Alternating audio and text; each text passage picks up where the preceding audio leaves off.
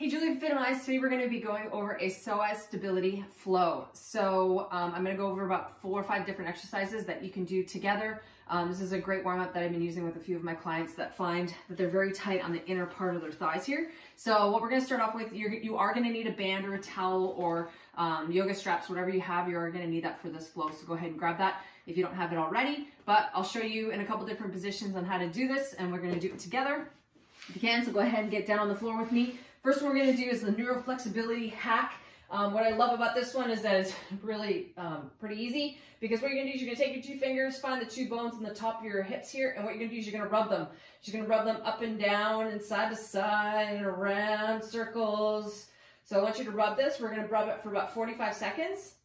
I'm not actually going to do it for the whole 45. You're going to do it on your own. But essentially, you're just going to rub as vigorously as you can, keeping your back and neutral spine here. And we're just trying to stimulate the ASIS. So there's the front of your hips here. What we're trying to do is tell the brain, please release the bone, all the attachments that touch the front of this hip, because when we sit too much, our hips tend to go forward or backwards. So what we're trying to do is just stimulate this enough to let the brain say, okay, we're going to chill this part of our bodies out. Cool? All right, so that's the neuro flexibility test. Really simple. Again, 45 to 50 seconds for that one.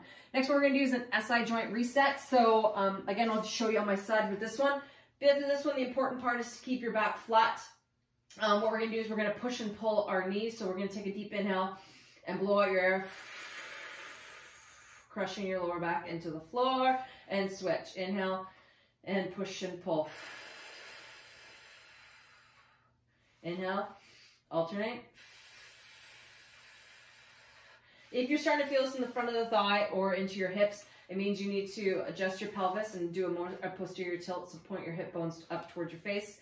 So you want to keep your, basically you want to set your core on this one. What we're trying to do is your SI joints, which are 2 bones in your back. If you're tight in the front, your hips might be off. So all we're trying to do is reset this one. So if you go to the chiropractor, they may actually do this for you. But essentially, you're just going to do it for yourself to give yourself a chance to release that SI joint. So using your breath, you're going to do that 4 or 5 times to help your SI joint reset. Okay? Next one we're going to do is a lumbar release. Is probably one of my favorite ones right now. So this is where we're going to need the band. So we're going to do, the important with this one is to focus on stability on one side and mobility on the other. So a thing I go over a lot with clients is, should you be doing stability or mobility exercises?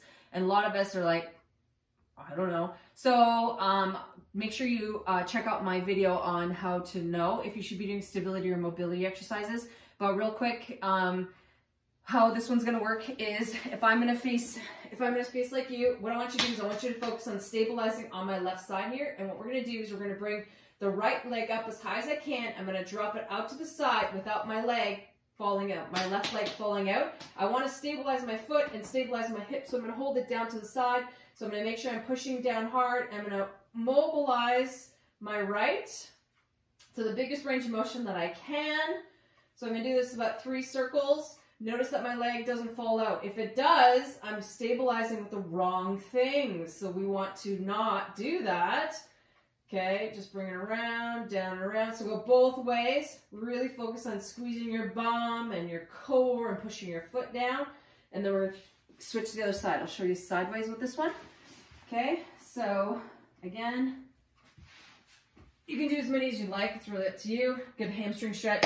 Again, stabilize the, now I'm going to stabilize the right to mobilize the left. So I'm just trying to loosen up the lumbar spine, push down with the right leg, big circle swing with this leg. So the left leg I'm trying to do as big a circle as I can while I'm pushing hard with the right. And then we're going to switch to the other side. So you can see I'm much more mobile on my left than I am on my right.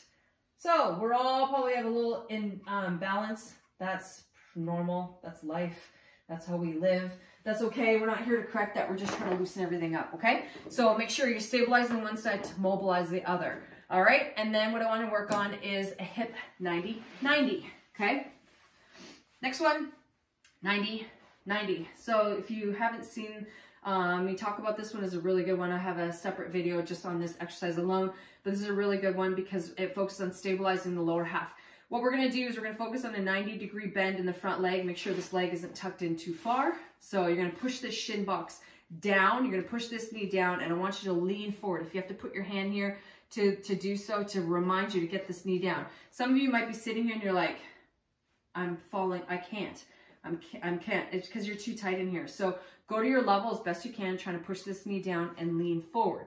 Okay, so do what you need to do to try to feel the stretch in the top, bottom part of your bum and the top part of your hamstring.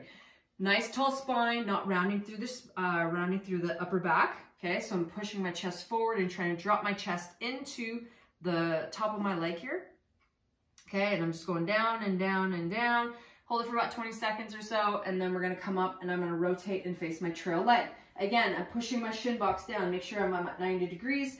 So my leg, make sure my leg is not too forward or too far back. Pushing that down and shin box. So I should feel everything on the outside of this hip here. Rotate. If I feel strain in my lower back, my QL area or anywhere else, stop, don't rotate that far. It means you're compensating. So your hips are so tight that your back's trying to do it for you. We don't want to do that. So remember, down, down, shin box down, rotate, breathe, and we're good. That's your 90-90. Switch on over to the other side. Push down and roll forward. I'll show you this way. So 90, 90, push down.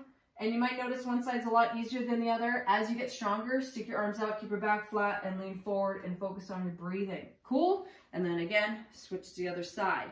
Push down, push down, push down. Feel that stretch on that outside. You're gonna get the hang of this after you watch this video 4, 5, 6, 700 times. Just kidding. All right, awesome. And then the last one I want you to do, actually, this is a bonus one. I didn't think I was gonna do this one, but I'm gonna do it for you anyway, to work on the adductor. A lot of us are weak in this area, so you're gonna grab your MB5 ball. Okay, and we're gonna do, I'll show you sideways. You're gonna squeeze the ball, put the ball between your knees, lay on your back, and what I want you to do is you're gonna focus on bracing your core, crushing your back to the floor, and squeezing the ball. So an inhale and hold. 1, 2, 3, 4, 5, 6, 7, 8, 9, 10. Good, hold that brace and release. Good, again, squeezing your bum and your abs. Brace, squeeze the block, or squeeze the ball. 1, 2, 3, 4, 5, 6, 7, 8, 9, 10. Okay, I'm not sure if I actually named that one. I just call it an isometric adductor squeeze. So it's a really good one to work on tightening up your pelvic floor and making sure that you're nice and strong on one side versus the other. Okay, so that is a psoas stability flow. So again, psoas is the muscle that's right here. Sometimes we have to stretch it and stabilize it in order to get us moving and grooving much better. I hope you like that one. If you haven't done so, please make sure you like it. If you haven't subscribed to my YouTube channel,